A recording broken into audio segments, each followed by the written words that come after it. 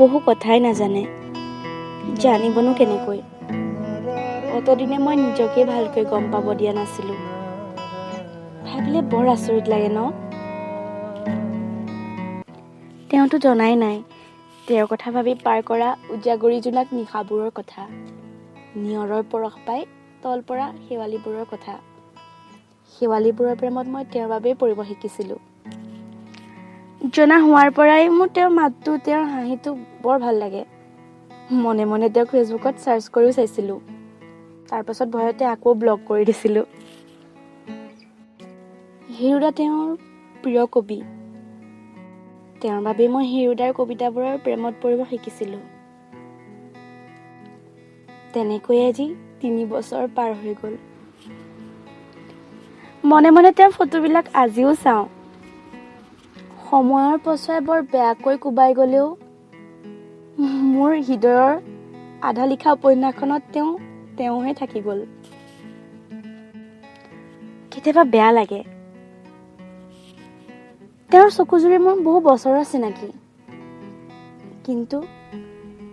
কিন্তু সঁচা মইজনী তেওঁৰ বাবে আজিও অচিনাকি। আজি হঠাতে তেওঁৰ এটা গান শুনিছিলোঁ। ইমান মিঠা মাত তেওঁৰ।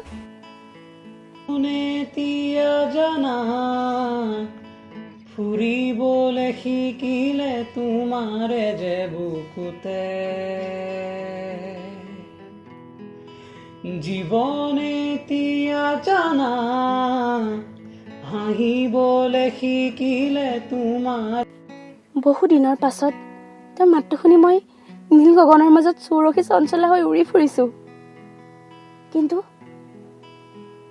মই তেওঁক একো ক'ব পৰা নাই। প্ৰতিটো শব্দ যেন মোৰ মুখত লাগি ধৰিছে।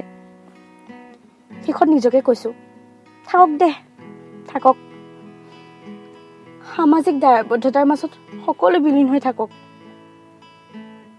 অহা জনমত তেওঁ তোৰ হ'ব, তোৰ আপোন হ'ব, একেবাৰে আপোন।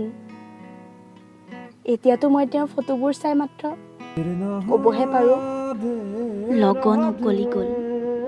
তেওঁ যে নহ'ল কোৱা, মনৰ কথাটি মোৰ হিয়াত গুপুতে থোৱা।